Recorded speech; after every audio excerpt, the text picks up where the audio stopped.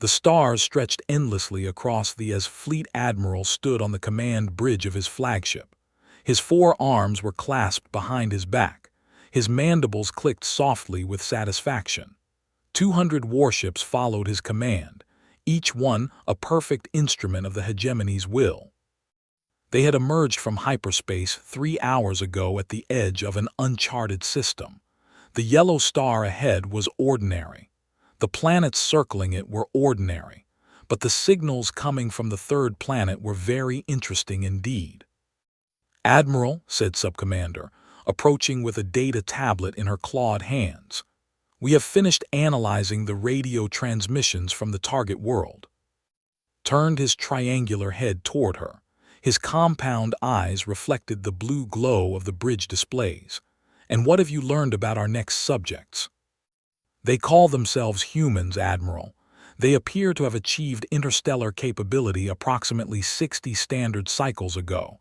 Their technology is," paused, searching for the right word, "primitive." "How primitive?" "Their fastest ships use fusion drives. Their weapons are basic energy projectors and chemical explosives. Their shields are almost non-existent." Set the tablet down on the command console. "They have colonized only a handful of worlds in nearby systems. Their total fleet numbers perhaps 100 vessels, though most are not military ships." Allowed himself a low clicking sound of amusement. This was exactly what he had hoped to hear. The hegemony had conquered 47 species across 3,000 years. Some had been advanced, with powerful weapons and vast fleets.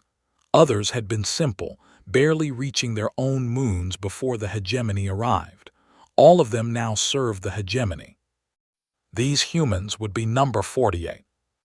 "What else can you tell me about them?" asked. He always liked to understand his prey before striking. It made the conquest smoother. Pulled up more data on her tablet. "They are strange creatures, Admiral. Soft-bodied mammals with only 2 arms and 2 legs. They require very specific environmental conditions to survive. Their home world has extreme temperature variations, but they have adapted to live almost everywhere on it." "Adaptable, that could make them useful workers." "Indeed, Admiral, but there is something else."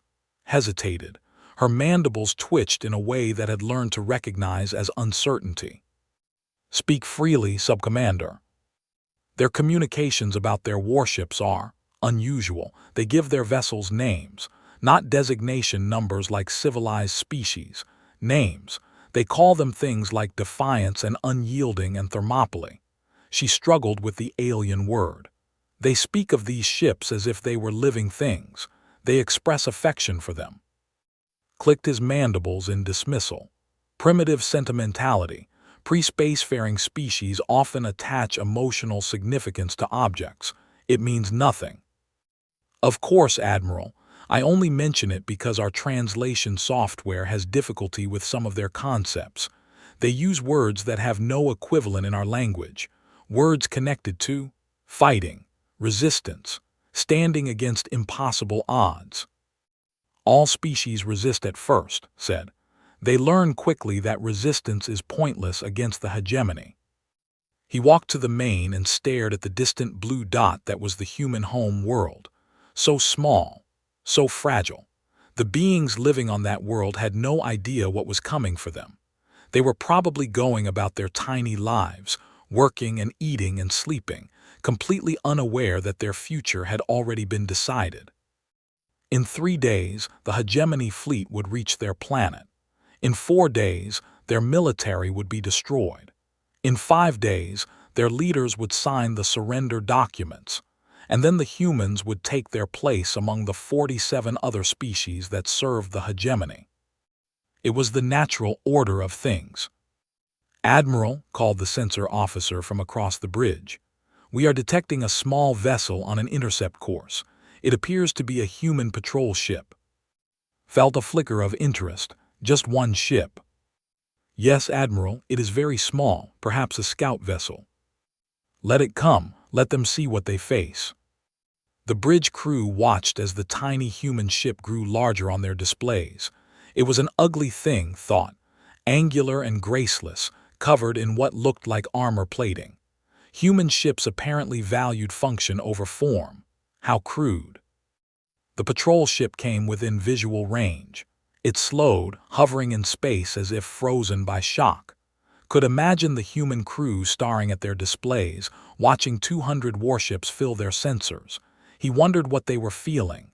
Fear, certainly. Despair, probably. Perhaps they were weeping those liquid tears that some species produced. "Should we destroy it, Admiral?" the weapons officer asked. "No, let them carry news of our coming. Fear is a useful tool in conquest. When their leaders see the recordings from this ship, they may choose to surrender immediately. It would save time." The human ship hung in space for a long moment. Then its communication system activated. A burst of data shot back toward the inner planets, traveling at the speed of light. The translation software worked quickly. One word. The humans had sent just one word. "Contact." Then the patrol ship's engines flared to life. Instead of fleeing toward its home world, it jumped to hyperspace in a direction did not expect. Away from the planet, toward empty space. "Where is it going?" asked. The sensor officer studied his console. "Unknown, Sub-Commander. There is nothing in that direction except—" "Wait. We are detecting more hyperspace signatures, many signatures. The human ship appears to be joining a larger group of vessels." Felt the first small twist of unease in his stomach. It was not fear. He had not felt fear in 30 years, but something about this situation was not following the expected pattern. "How many vessels?" he demanded. "Approximately 40, Admiral. They are holding position near the system's outer planets." 40 ships, against his 200. The numbers should have made laugh. Instead, he found himself clicking his mandibles thoughtfully. "They knew we were coming," said quietly. "They were waiting for us." "Impossible. We gave no warning. They could not have detected our hyperspace approach from this distance." "And yet they have a fleet assembled and ready, Admiral." Stared at the sensor display. The human ships were not running. They were not hiding. They were holding position, waiting, as if they wanted to come to them. He had conquered 47 species. Some had fought desperately. Some had surrendered immediately. Some had tried to negotiate, but none of them had ever done this. None of them had ever seemed to be preparing not just to defend, but to fight. The unease in his stomach grew slightly stronger. He crushed it with iron will. "Continue the advance," he ordered. "Standard conquest formation. These humans have chosen to gather their pitiful fleet in one place. They have simply made our job easier. We will destroy them all at once, and then their home world will have nothing left to protect it." "Yes, Admiral," the bridge crew responded in unison. The fleet began to move, 200 warships gliding through the void toward the human position. Watched the distance counter slowly decrease. In a few hours, they would engage the enemy. In a few hours, this brief resistance would be crushed. And yet, as the fleet advanced, found himself returning again and again to what it said. The humans named their ships after concepts of resistance. They spoke of standing against impossible odds. They had words in their language that the translation software could not understand. What kind of species developed such words? He pushed the thought aside. It did not matter. Words could not stop plasma cannons. Sentiment could not deflect missiles. Whatever strange culture these humans had built, it would soon belong to the hegemony. Like everything else, Admiral Way stood in the command center of Mars Orbital Station and watched the tactical display with tired eyes. She was 63 years old. Her black hair had turned at the temples. Her face carried the lines of too many battles and too many funerals. The red dots on the display represented the alien fleet, 200 ships, the largest hostile force humanity had ever faced. "Admiral," said Captain Torres, her aide, "the patrol ship Vigilant has confirmed the enemy count. 200 warships, all heavily armed. They are advancing toward the inner system." Nodded slowly, "And our fleet?" 42 ships are assembled at Rally Point Neptune, as ordered. Another 12 are still in dock undergoing repairs. They cannot be made ready in time. 42 against 200. His voice was flat. She had done the mathematics many times already, almost 5 to 1. Yes, Admiral. Turned away from the display and walked to the window. Mars spread out below her, red and dusty, dotted with the domes of human colonies. 8 million people lived on this world. Another 12 billion lived on Earth. Billions more were scattered across Luna, the asteroid belt, and the handful of colony worlds humanity had claimed. All of them were depending on her. 60 years ago, humanity had discovered faster-than-light travel. It had seemed like a dream come true. The stars were finally within reach. Humanity would spread across the galaxy, meet other intelligent species, join a grand community of civilizations. The dream had died quickly. The first aliens humanity encountered had attacked without warning. Their ships had appeared over a colony world and opened fire. 10,000 humans died in a single day. The war that followed had lasted 3 years and cost millions of lives. Humanity won, but barely. The second alien species had been worse. They saw humans as food. The war against them had been a nightmare of desperate battles and horrific losses. Humanity won again, but the scars never healed. The third species had been slavers. They wanted human workers for their mines and factories. That war was the shortest but the bloodiest.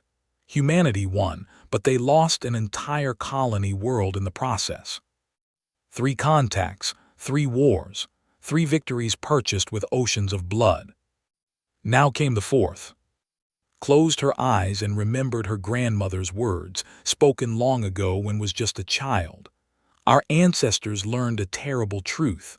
The universe does not care about us. It will not protect us. We must protect ourselves. Humanity had learned. They had stopped building exploration ships and started building warships. They had stopped dreaming of peaceful contact and started preparing for the next attack. They had taken all the violence that humans had inflicted on each other throughout history and turned it outward, toward the stars. The galaxy was hostile. Humanity would be more hostile. Admiral, Captain Torres was waiting. Opened her eyes. Activate Protocol Omega. Begin civilian evacuation from all outer system facilities. Bring all defense platforms to full combat readiness. Yes, Admiral, and the fleet. I will lead it personally. Torres hesitated. Admiral, with respect, the Thermopylae is our most valuable ship. If we lose it. If we lose this battle, Captain, it will not matter what ships we have left. Turn to face her aide. These aliens, whoever they are, have come to take our home. I will not direct this fight from a safe bunker on Mars. I will be on the front line where I belong. Torres nodded slowly. Yes, Admiral, your shuttle is ready. The journey to Rally Point Neptune took 6 hours. Spent most of it in silence, reviewing the tactical data, studying the enemy ships, looking for weaknesses. The aliens used plasma-based weapons and electromagnetic shields, standard technology, nothing humanity had not seen before. But their numbers were overwhelming. When the shuttle finally approached the assembled fleet, moved to the cockpit to watch through the forward window, the sight never failed to fill her with a strange mix of pride and sadness. Human warships were not beautiful. They were not elegant. They did not flow gracefully through space like the ships of other species. Human warships looked like they had been designed by engineers who hated the universe and wanted it to know. The Thermopylae waited at the center of the formation, its flagship, her home for 15 years. The ship was 3 kilometers long, a massive block of black armor and weapons. There were no curves, no smooth surfaces, no wasted space. Every centimeter was dedicated to either protection or destruction. Heavy armor plating covered the hull in overlapping layers. Weapon batteries jutted out like the spines of some ancient beast. Missile pods lined the flanks, each one holding enough firepower to shatter a moon. and on the bow, painted in letters 50 meters tall, were the words that had ordered placed there after the Third Contact War. If we burn, you burn with U.S. Approaching Docking Bay 7, the shuttle pilot announced. Gathered her things and prepared to board her ship. Through the window, she could see the other vessels of the fleet. The carrier Midway, surrounded by swarms of fighters. The battle cruisers Bismarck and their massive guns already powered and ready. The destroyers and frigates that filled out the formation, each one named after a battle or a warrior or a moment when humanity had refused to surrender. Sparta, Stalingrad, Gettysburg, Verdun. Other species named their ships after stars and planets and mathematical concepts. Humans named their ships after blood and fire and standing against impossible odds. When stepped onto the bridge of the Thermopylae, her crew snapped to attention. She waved them back to their stations. "Status report," she ordered. "All systems fully operational, Admiral," said Commander, her executive officer. "Weapons charged, shields at maximum. The crew is ready." Took her place in the command chair. The leather was worn from years of use. It felt like coming home. "Open a channel to all ships." "Channel open, Admiral." Took a deep breath. Around her, she knew that crews on 42 ships were waiting to hear her voice. Young men and women who had signed up knowing that they might have to die for their species, who had trained for years for a moment exactly like this. "This is Admiral," she said. "In a few hours, we will engage a hostile fleet that outnumbers us 5-1. I will not lie to you. The odds are not in our favor. Many of us will not survive this battle." She paused, letting the words sink in. "But we are not here to calculate odds. We are here because 200 alien ships have entered our home. They have come to conquer us, to enslave us, to add humanity to their list of broken species. They look at us and see easy prey." Her voice hardened. "They are wrong. Our ancestors faced extinction many times. Ice ages, plagues, wars that killed millions. Every time humanity survived. Every time we came back stronger. We are the children of survivors and we do not know how to surrender." She looked at the tactical display, at the red dots slowly approaching. "Today we fight, not for glory, not for conquest. We fight because Earth is behind us and our families are on it, and no alien fleet is going to take them while we still have ships to fly and weapons to fire." She straightened in her chair. "So let them come. Let them see what happens when they threaten humanity's home. Let them learn why every species that has attacked us has lived to regret it." Her final words rang across the fleet. "They came here looking for a conquest. Let's show them why that was a mistake. All ships, advance to intercept position. We meet them at Neptune's orbit." The fleet began to move. 42 ships against 200. The mathematics said they should lose. But mathematics had never understood humanity. The fleet had been traveling for 16 hours when the sensor officer made a sound that Admiral had never heard before. It was somewhere between a gasp and a choke.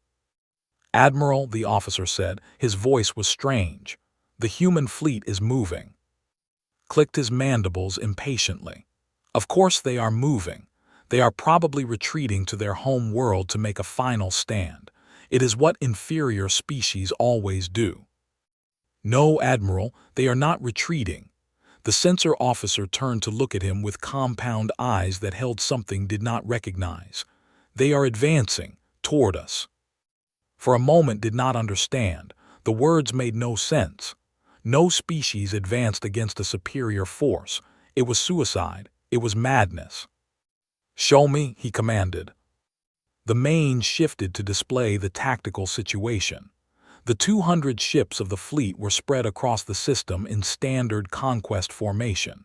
And there, coming from the direction of the system's outer planets, were the human vessels. 42 ships, moving directly toward the fleet. "This is unexpected," Subcommander said quietly. She had moved to stand beside. "Perhaps they do not understand our numbers." They understand, replied. Something cold was settling in his stomach. They sent a scout ship, they saw us, they know exactly what they face. Then why advance? Their fleet will be destroyed.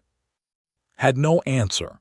In 3,000 years of conquest, the hegemony had faced many responses: surrender, negotiation, desperate defense, even hopeless attack from species that preferred death to slavery. But this felt different somehow. This did not feel like desperation. This felt like purpose. Increase magnification on the human vessels, he ordered. I want to see what we are facing. The flickered and zoomed. The human fleet grew larger, resolving from distant dots into actual ships. The bridge fell silent. Had seen many warships in his long career. Vessels were elegant, their curves designed by computers to maximize efficiency. Other species built ships that were similar, clean lines and smooth surfaces, form following function. Human warships looked like nothing he had ever seen. They were ugly, brutal. There was no elegance to them, no grace. They were blocks and angles, covered in thick armor plating that looked almost organic in its irregular placement. Weapons jutted from their hulls at seemingly random points, too many weapons, far more than any sensible design would allow. But it was the largest ship that makes blood run cold. The human flagship was enormous, not as large as his own command vessel, but close. It was painted black, and the darkness of space seemed to fold around it like a cloak.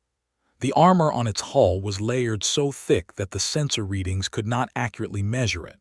Weapons covered every surface, batteries of cannons and tubes for missiles and things that the computers could not even identify. And on its front, in letters that burned bright against the black armor, were words. The translation software worked quickly. If we burn, you burn with US. What does that mean? Whispered. Did not answer.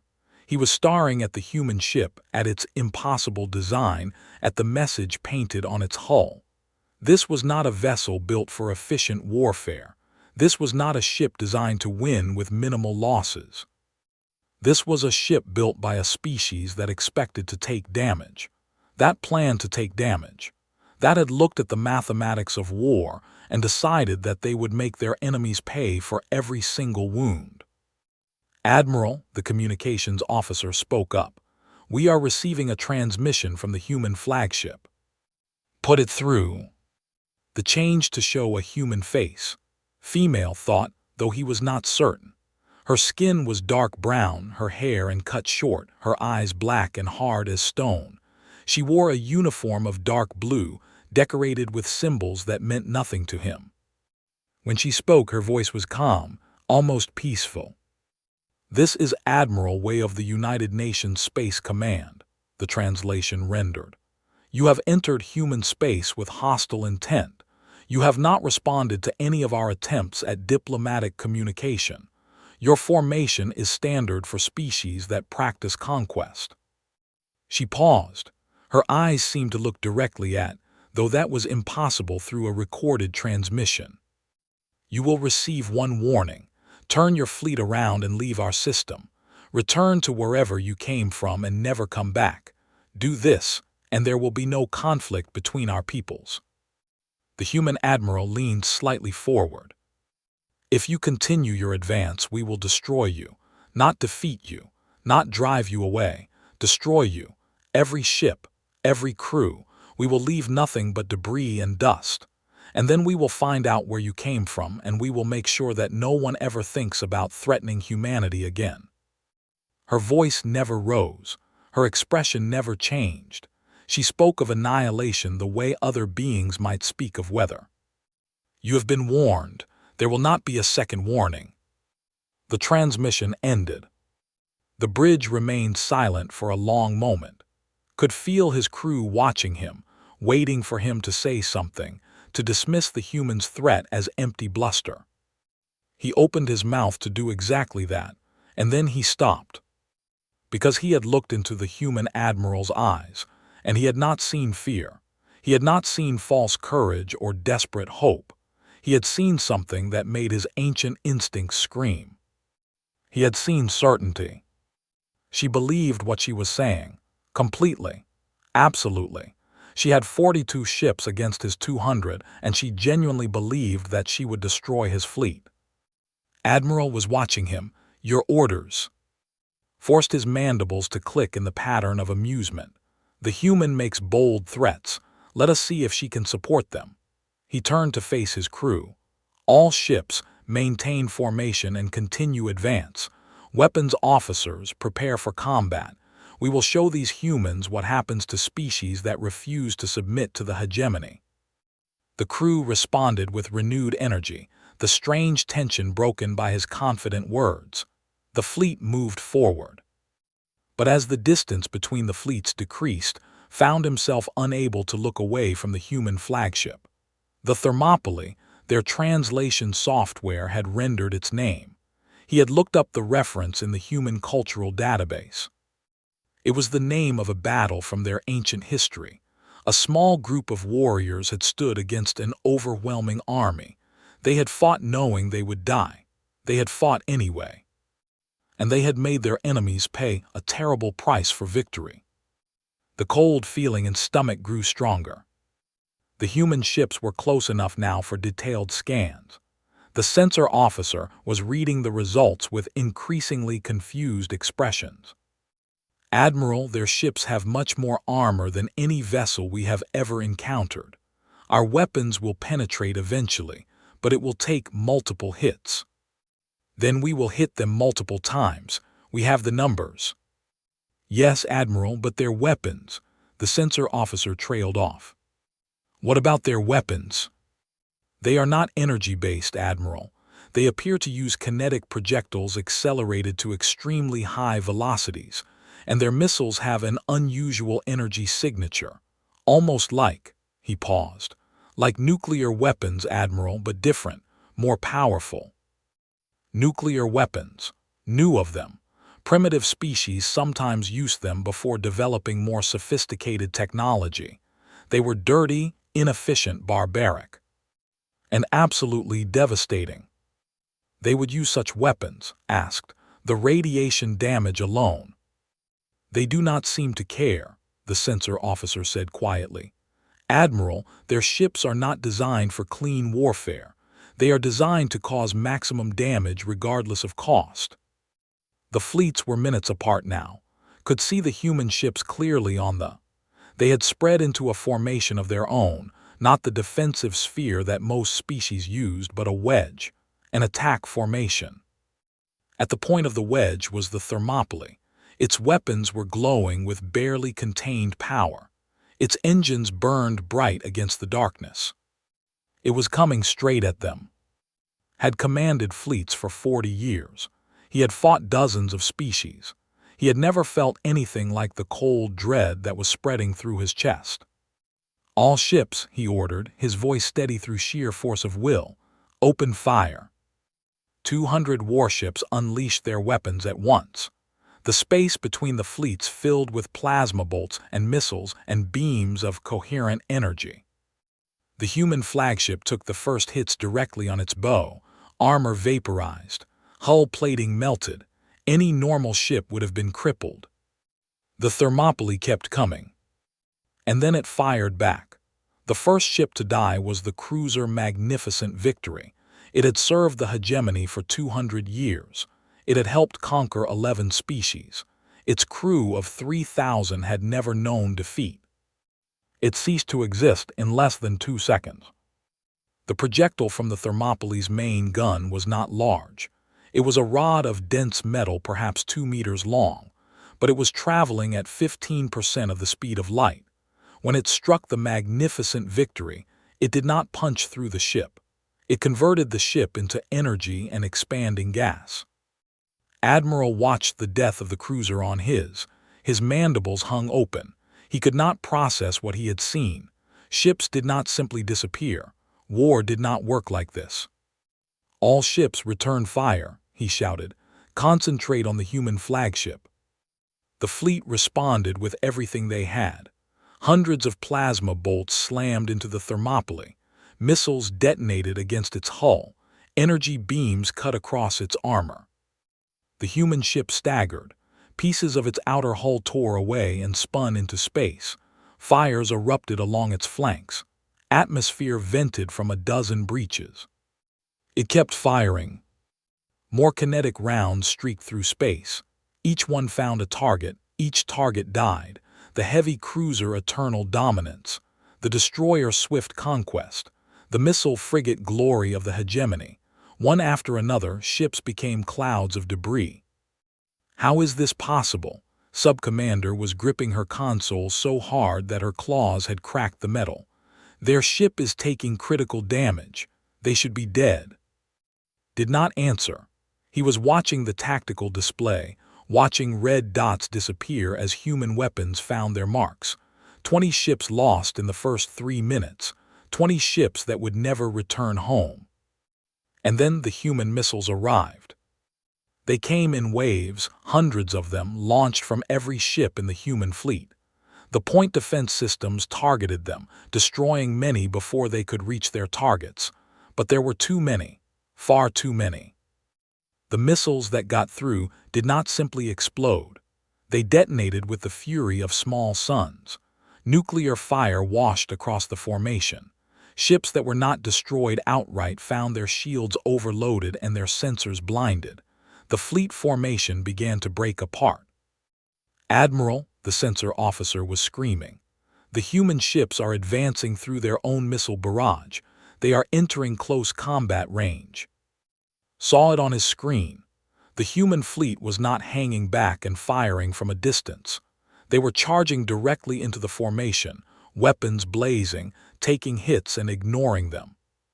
A human destroyer called that was at the front of one attack group watched as 3 cruisers concentrated their fire on it. The small ship's armor melted. Its weapons were destroyed one by one. Atmosphere and bodies vented from massive holes in its hull. It did not slow down. It did not try to retreat. Instead, its engines flared to maximum power. It aimed itself at the nearest carrier and accelerated. "They are going to ram," said. Her voice was hollow with disbelief. "Destroy that ship," ordered. "All weapons on that destroyer." It was too late. They struck the carrier at full speed. The collision alone caused massive damage. But a moment later, the destroyer's reactor went critical. The explosion consumed both ships and everything within a kilometer of them. The dying crew of the had broadcast one final message. The translation software rendered it across the command network. "Tell them we held the line." Felt something he had not felt in 30 years. Fear. Real, genuine fear. This was not a battle. This was not even a war. This was something else entirely. The humans were not fighting to win.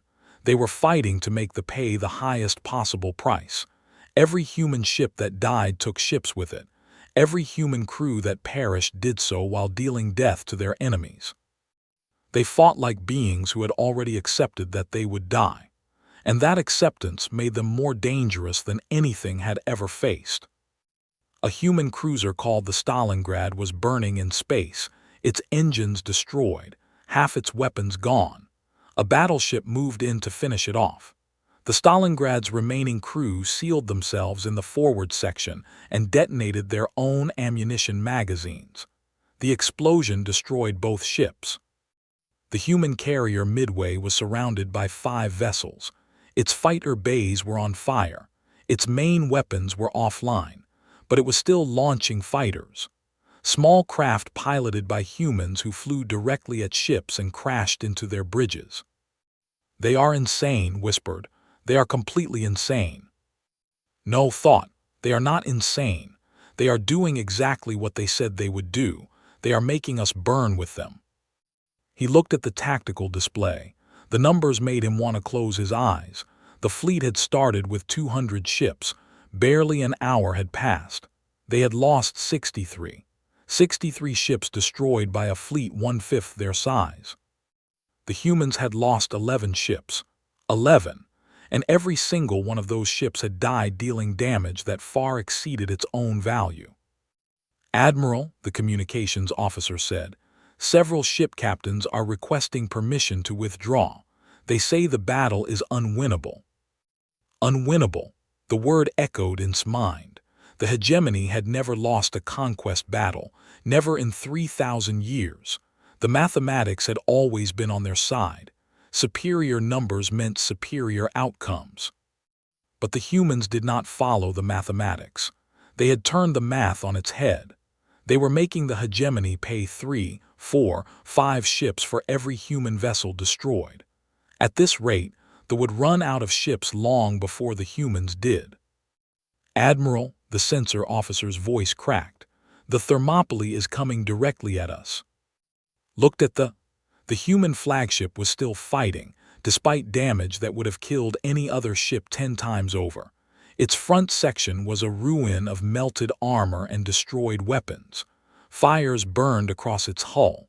Bodies and debris trailed behind it like the tail of a comet. But its engine still worked, and its main gun was still firing. The Thermopylae was cutting through the formation like a blade through flesh. Ships that tried to block its path were destroyed. Ships that tried to flee were chased down.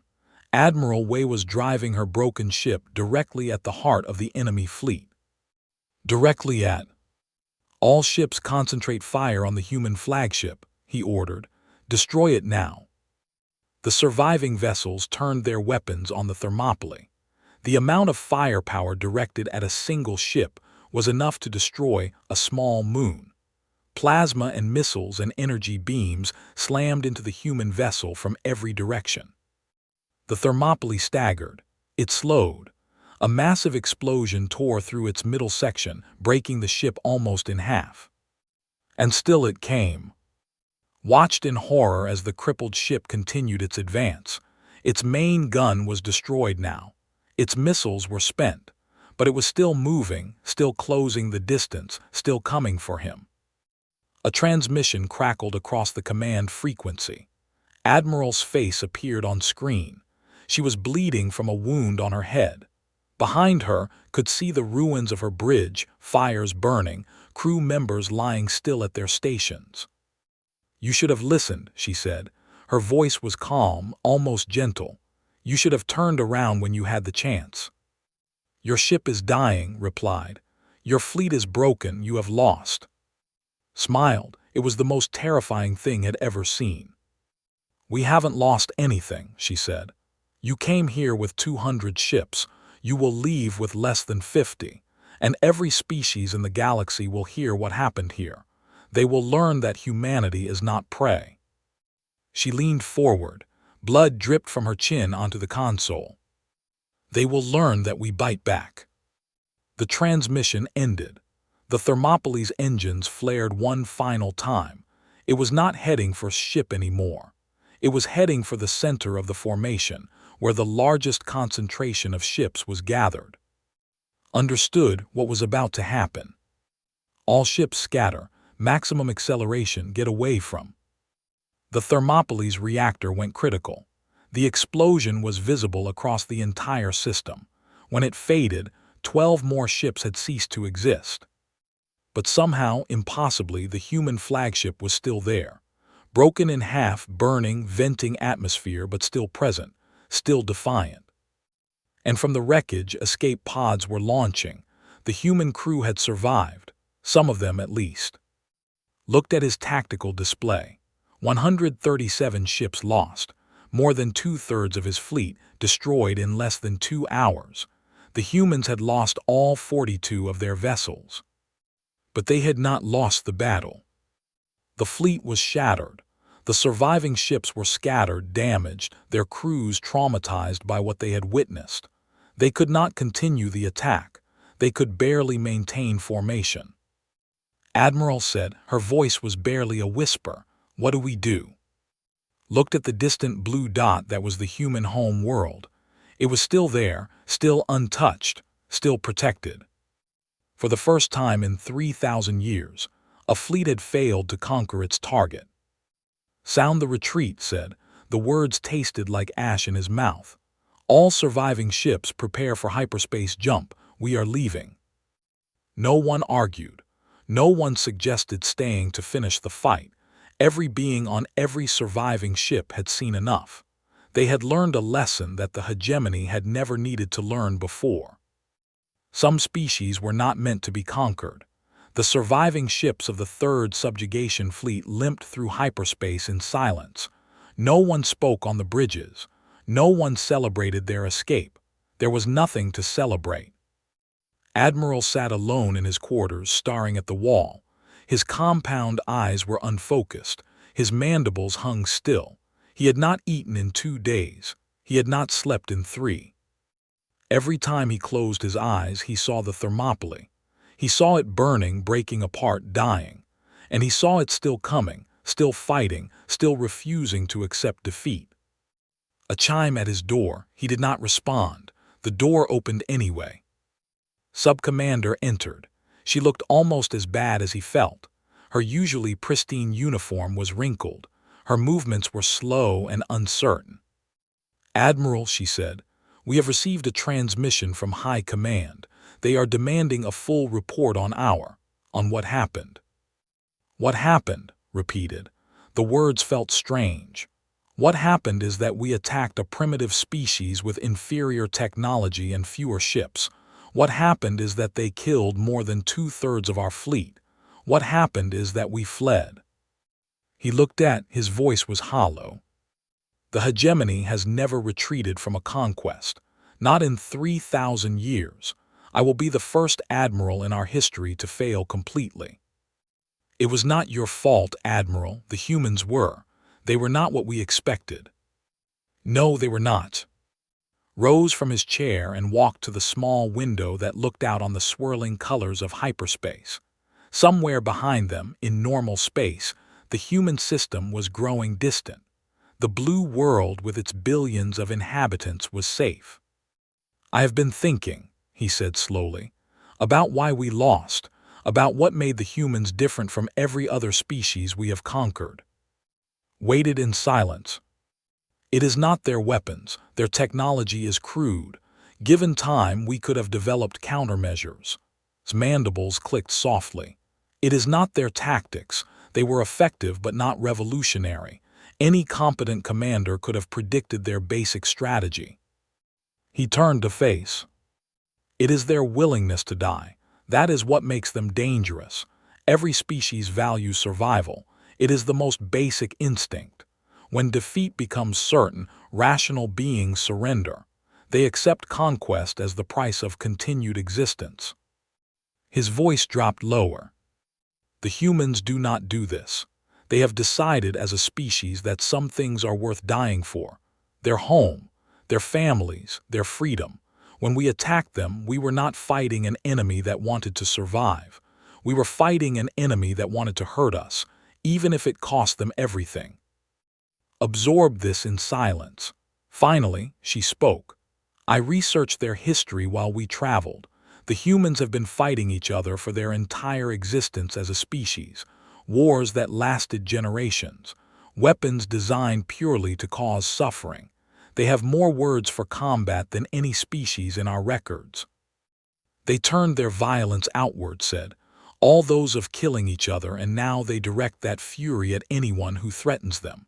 He made a sound that might have been bitter laughter. "We thought we were apex predators. We thought we were the most dangerous thing in the galaxy. We were wrong."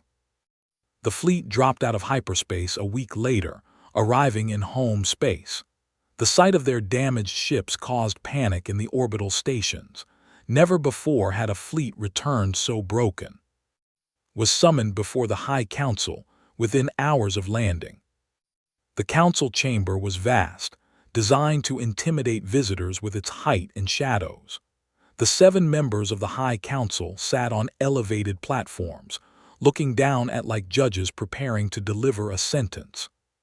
He had brought all the sensor recordings, all the communications, all the data that his surviving ships had gathered.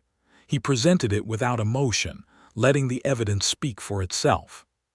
The council watched in silence. As the recording of the Thermopylae's final charge played, one of the council members made a strangled sound. Another looked away from the screen.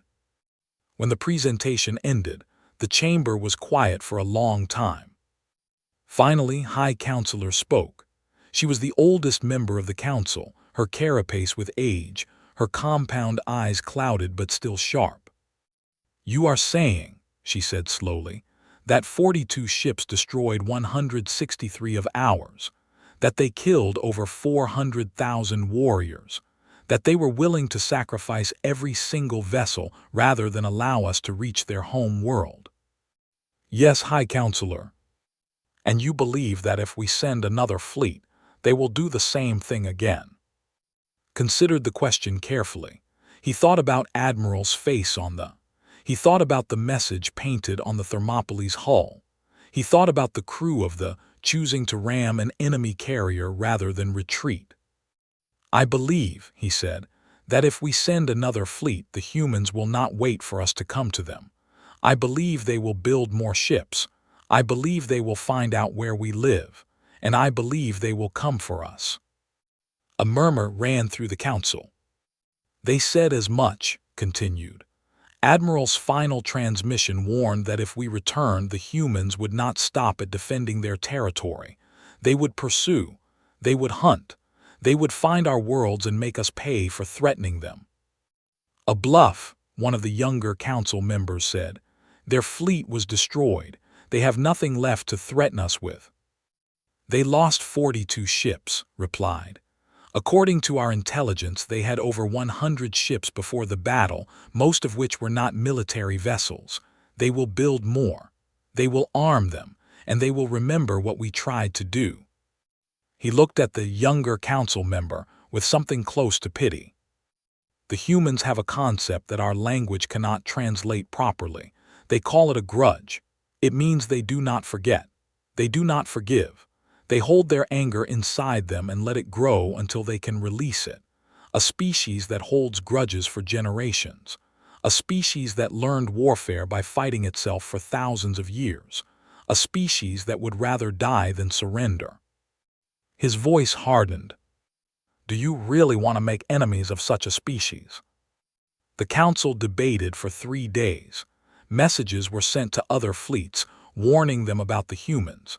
Intelligence agents were dispatched to learn more about the new threat. Defensive preparations were begun around home worlds. In the end, the decision was unanimous. High Counselor made the announcement herself, broadcasting to every ship and station in hegemony space. "The species known as humans is hereby designated a forbidden target. No hegemony vessel is to enter their space. No contact is to be initiated. Their territory is to be marked on all navigation charts as a danger zone." She paused, her ancient eyes reflecting the lights of the broadcast equipment. "The humans are not to be conquered. They are to be avoided. Let all species learn from our experience. Some prey bites back."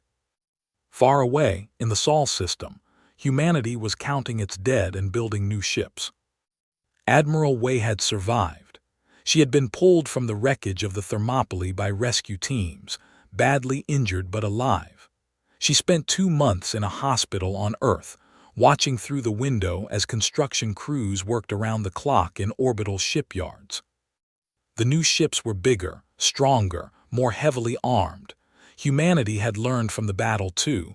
They had seen what worked and what did not. They were improving. On the day was released from the hospital, she traveled to a memorial that had been built in Geneva.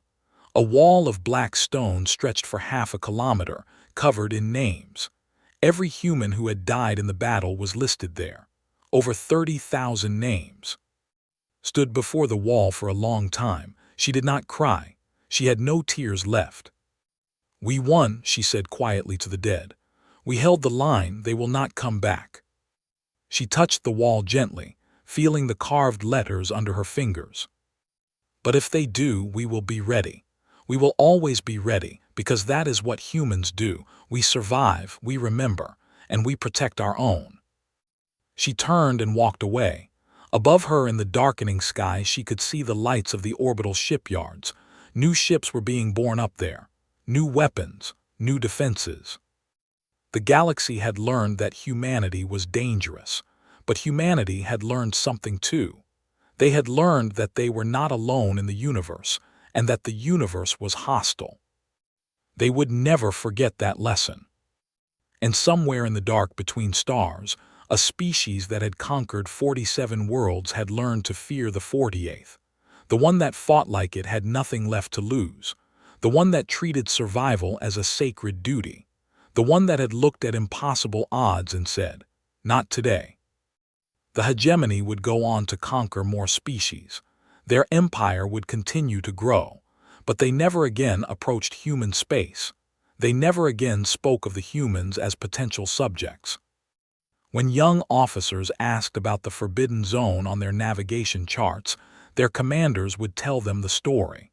The story of the Third Subjugation Fleet. The story of the Thermopylae. The story of a species that refused to kneel. And the young officers would look at that blank space on their charts, and they would understand. Some borders were not meant to be crossed. Some species were not meant to be conquered. And humanity would be waiting behind their border forever, ready to remind the galaxy why.